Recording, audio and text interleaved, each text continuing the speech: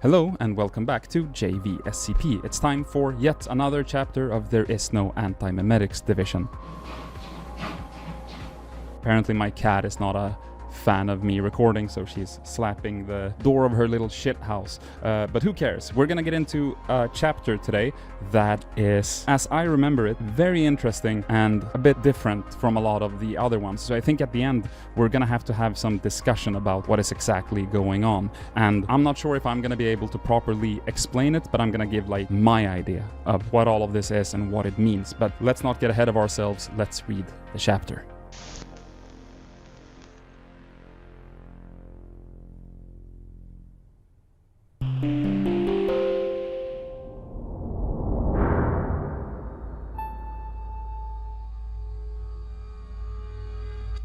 Part 2, Chapter 8, Unthreaded. Marian Wheeler used strong Nestic medication nearly every day of her life. Among the identity warriors of Mobile Task Force Ara Urun, it was never in doubt that on the occasion of her death she would ascend into the noosphere. She would become a Bader Ramjin infomorphic entity, or a Type 6 volitional spiritual apparition, or a ghosty, or however she wished to describe her new self. Then she would join the citizens of heaven and continue the Antimemetics Division's fight from higher ground, likely with fearsome effectiveness. But Wheeler died under terrible circumstances. The Class Z drug which killed her did more than reinforce her memory. It destroyed her ability to do anything but remember. She ascended, arriving in the noosphere to a hero's welcome, but what arrived was an ideoform, so severely brain damaged that it was barely able to communicate. After she was made as comfortable as possible and an initial diagnosis had been made, Sanchez offhandedly described her as Swiss watch filled with glue. Ulrich yelled at him for saying it and would have hit him for his callousness. "How can she make it to heaven sick?" she said. "Isn't that just hell?" The director apologized in the corporate false way in which he always apologized for anything.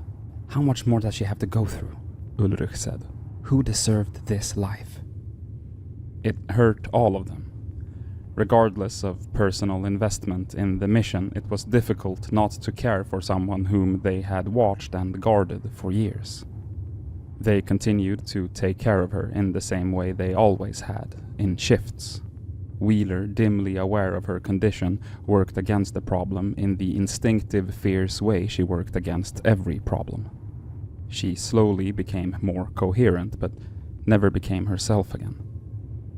Ulrich, on her shifts, saw that Wheeler spent most of her existence reliving her final moments over and over.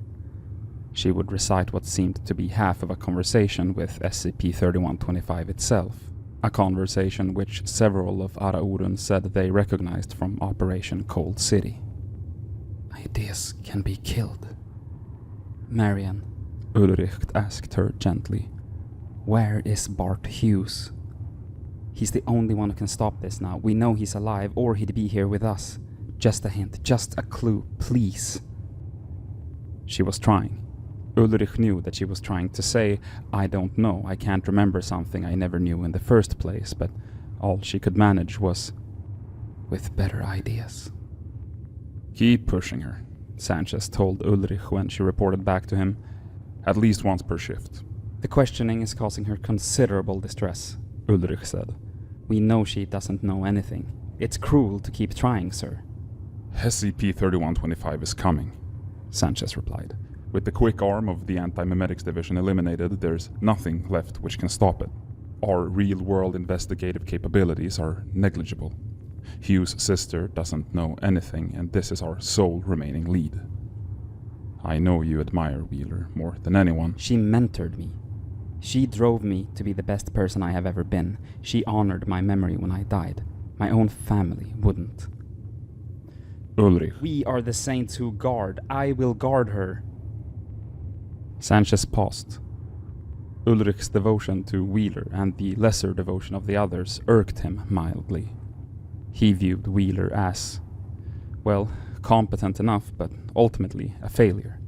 She was as much of a failure as everybody else in the division, with only the uninteresting distinction of being the last of the failures. But he was vulnerable to the kind of rhetoric Ulrich had just employed. It stoked a kind of fire inside him. Heaven knew he used it in his own communications often enough for exactly the same purpose. All right, He said. the trawl in reality is continuing. There's a faint chance we'll find something of substance. Carry on as you were. No questions.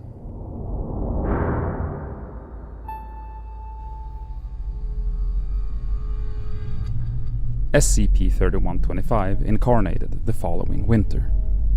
Its first act upon its arrival, or depending on the degree of intelligent agency you ascribed to it, the first side effect of its arrival, was the neutralization of the Foundation.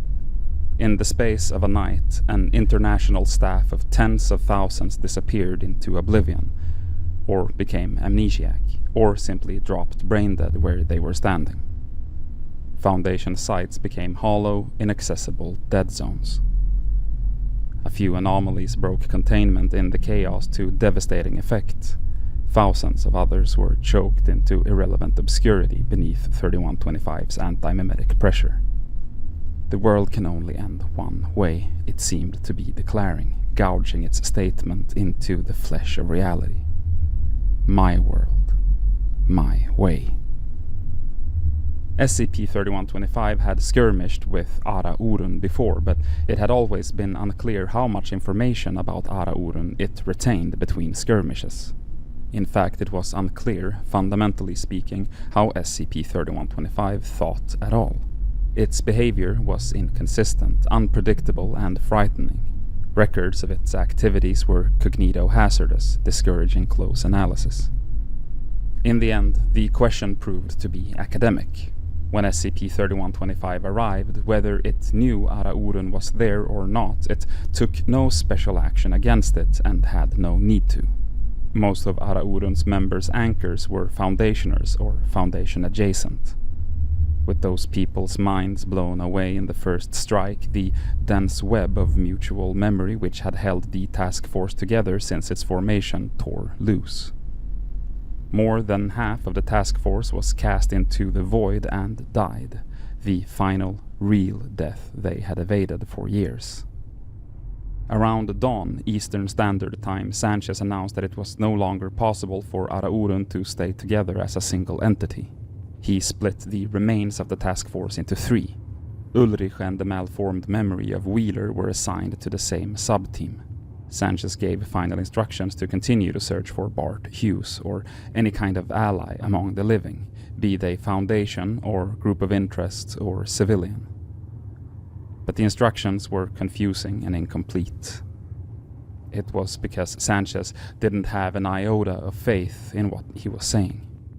He couldn't see a way to the far side of this. It was about little more than survival now. It was about figuring out terms on which to face death. Ulrich never saw him again.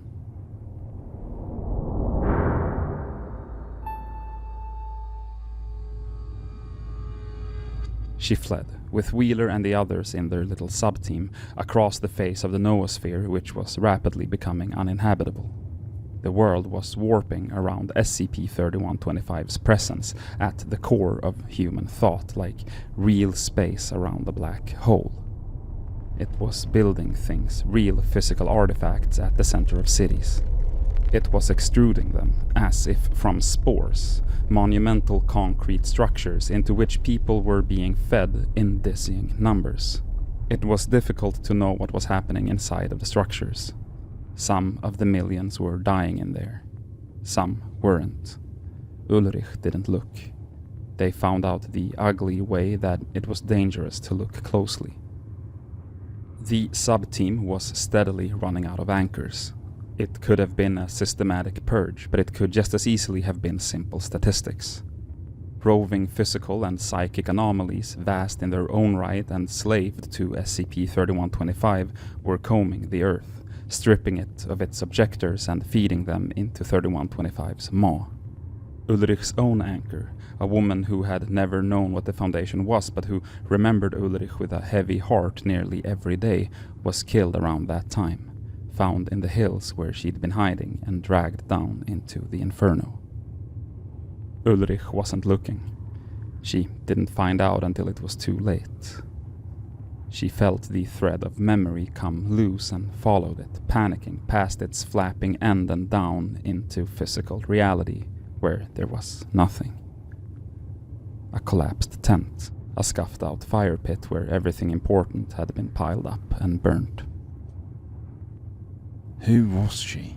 Another Arauren operative asked her. Ulrich had never spoken about it. I only knew her for 2 days, Ulrich said. when I was younger. She saved my life, that's all. This was it, she realized. She was a career foundationer, an experienced mobile task force operative, for God's sake. She had gone through unimaginable horrors and stacked them up as experience and kept going, but this, Julia's tent and silence and no Julia, was the worst thing she had ever seen. Short of hope and resources, the sub-team had to split again, this time into pairs. Ulrich stayed with Wheeler, clinging to her like a rock, remembering her and being remembered in turn. A cooperating pair could survive untethered for a little while, but not forever.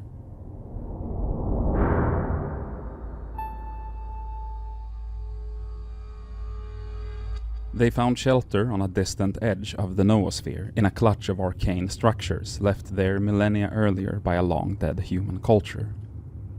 They were followed, though they didn't realize.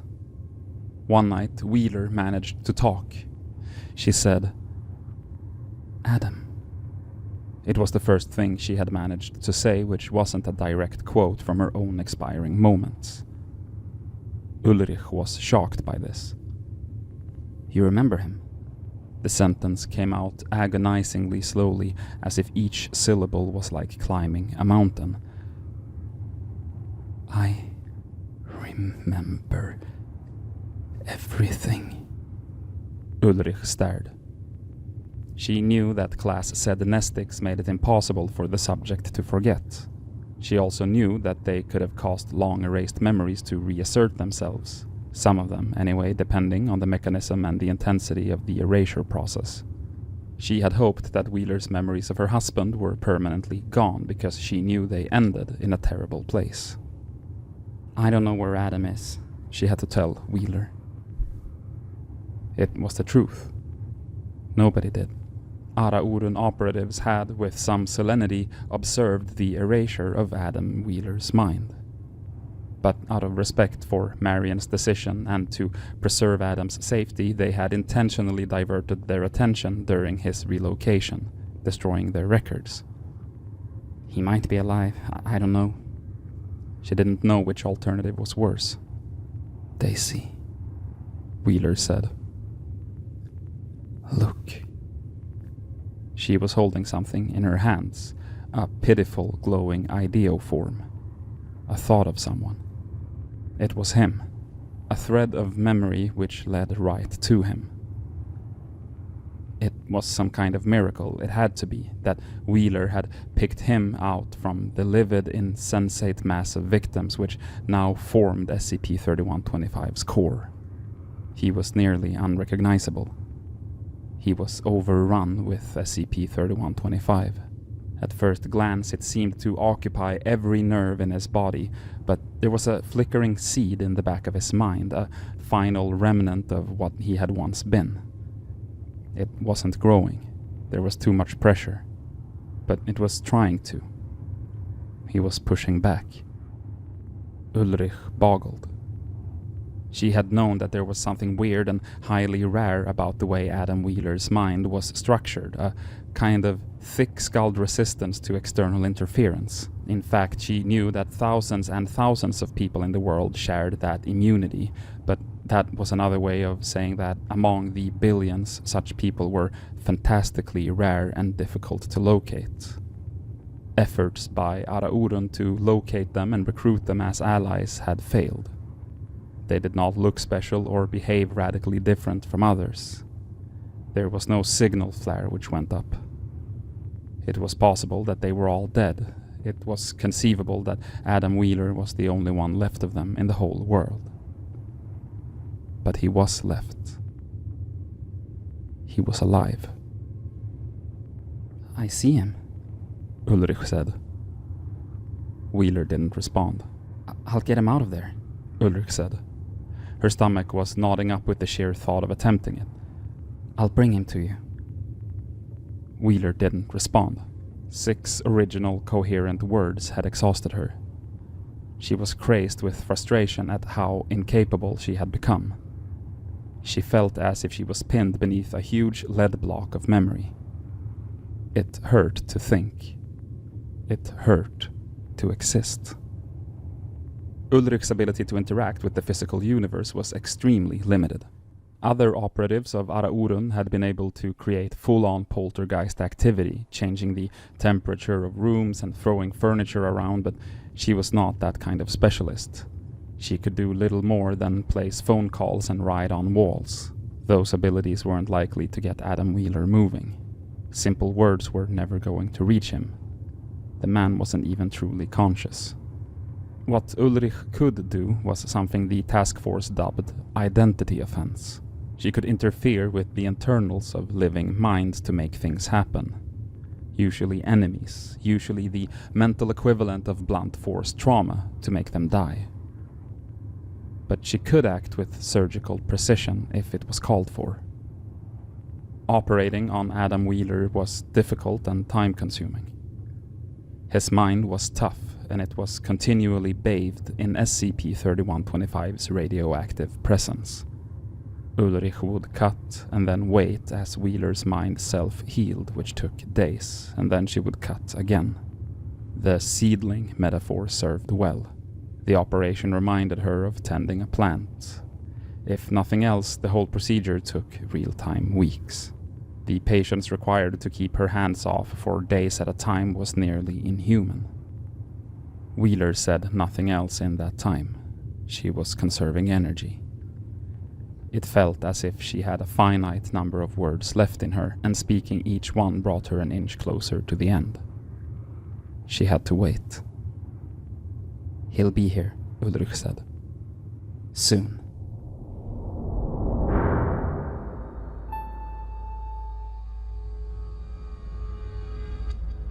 Now Ulrich watches from a great abstract distance as Adam Wheeler folds up.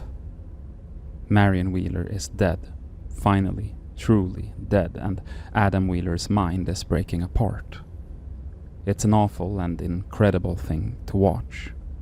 Even passing into the maw of SCP-3125 and back wasn't enough to permanently break him.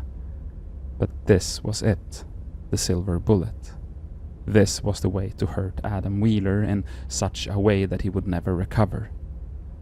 Present his wife to him, a brain-damaged wreck just in time for her to die.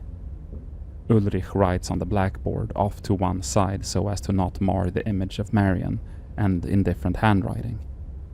I'm sorry. I'm so sorry. Adam, please come to the phone. I need your help. Adam is prostrate on the floor and becoming catatonic. He doesn't hear it when Ulrich tries calling the other office phone, the one on the other desk. And she, too, is dying now. She and Marion were anchoring one another as best they could, but it's the end of the line. She has, perhaps, hours. All right, she says to no one. There is no one else left. She rolls up her figurative sleeves. This will not be too difficult for her. Adam Wheeler's revived memories of his wife shine inside him, and around the edge she can see the faint scar where they were burnt out the first time. She has a better vantage point. She can do a cleaner, more permanent job. This will hurt, just as much as it did then. I need her, Adam says. He's still face down. Don't take her, please. Ulrich writes. You need to save the world. There's nobody else. Adam doesn't look up, but he says, To hell with the world. It can burn.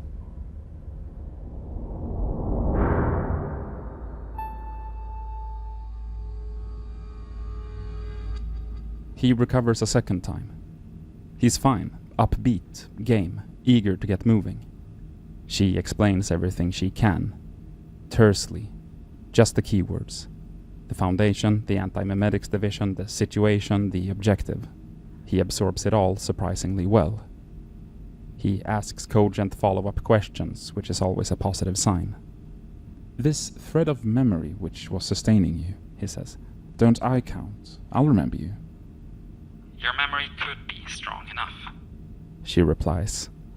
but you just don't know me well enough. Ah, that's regrettable. Ulrich tells him in detail how to find Site 41. It's going to be an immense trek, made significantly longer by Wheeler's need to avoid urban areas. She describes the anti-memetic shroud which obscures Site 41 and most other Foundation sites, a shroud she and the rest of Araurun found to be totally impenetrable.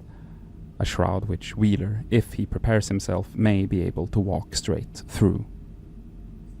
She warns him about the psychotic hurricane-like anomalies and the violent roaming agglomerations of SCP-3125 occupied non-humans. She describes a few techniques for avoiding their attention.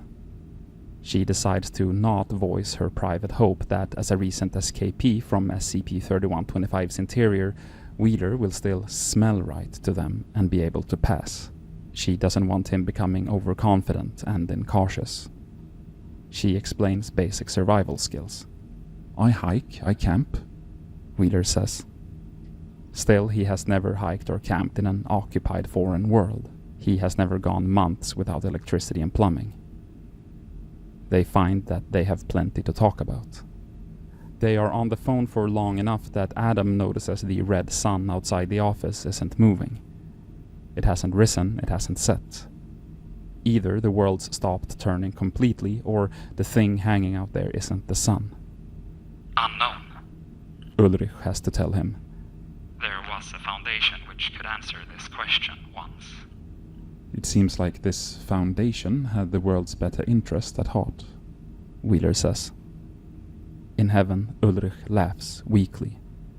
The foundation was never so simple. She says. Miss Ulrich, I sense we're coming to the end of our time together. Yes. The odds stacked against you were tremendous, Wheeler says. but you saved my life, and the odds stacked against me are, well, still appalling, but significantly better thanks to you. I'll do my level best, and I will remember you, even if it doesn't make a difference. Kill this thing, Mr. Wheeler. Ulrich says. When you get the chance, don't hesitate. Wheeler says. And at the same time, someone behind Ulrich laughs sharply once. She turns. There's a man there, standing with her in the noosphere. A gaunt, younger man with an awful, open-mouthed grin. He has been waiting silently and excitedly for an unknowable amount of time for Ulrich to notice him. And now that she does, he gets everything he could possibly want from her reaction. A rush of delectable horror and alarm.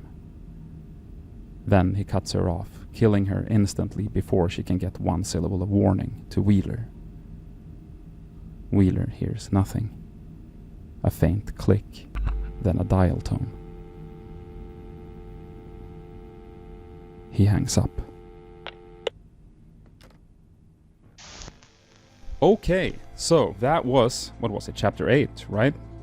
Yes, and I feel like having a lot of prior knowledge about the SCP universe might definitely help to grasp some of the concepts here, but I don't think that that's absolutely necessary to understand it. If you're familiar with concepts like the noosphere and stuff, or if you're just a regular smart person, all of this is probably super easy to grasp, but I was struggling at least a little bit reading it the first time to completely grasp what's going on, and I think I now have a decent enough idea. So I'm gonna give my version of what's going on here. See it as a part 2, chapter 8 for dummies and by a dummy. So this chapter basically takes place in the noosphere, right? And in real life, the noosphere, and I'm literally gonna pull up Wikipedia to see if it can put it more succinct than me. The noosphere is a philosophical concept, and it's defined as the new state of the biosphere, and it's described as the planetary sphere of reason. Essentially, super simplified and boiled down, the noosphere is the collective human knowledge and the collective human thoughts and memories and ideas.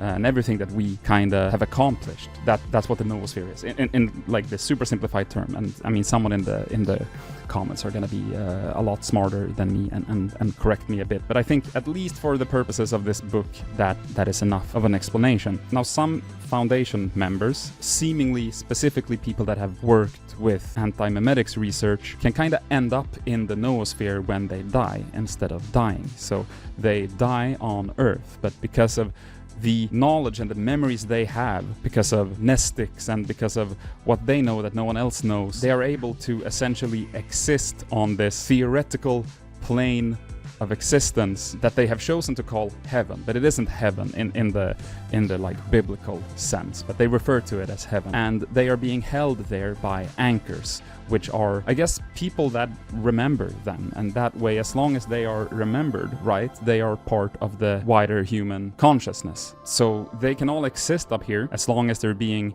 held in someone's memory down on Earth. So what starts happening throughout this chapter is that, well, first of all, Wheeler dies on Earth, but she ends up in the noosphere. And we already knows that she dies on Earth. That happened long ago in the book. But she ends up in the noosphere, unfortunately not in her right mind. She's been so damaged, so fucked up by nestics and by this fucking... So she ends up there, and SCP, I've said it so many times, but I keep forgetting the fucking number, 3125 is wreaking havoc on Earth. And as it does, as it takes over minds down on Earth, right, it also manages to start wreaking havoc on the noosphere, because the noosphere, again, the collective knowledge and the collective thoughts and progress and ideas of humanity, as the thoughts and the minds and ideas of humanity start being affected, that would mean that 3125 also gains access to the noosphere, right?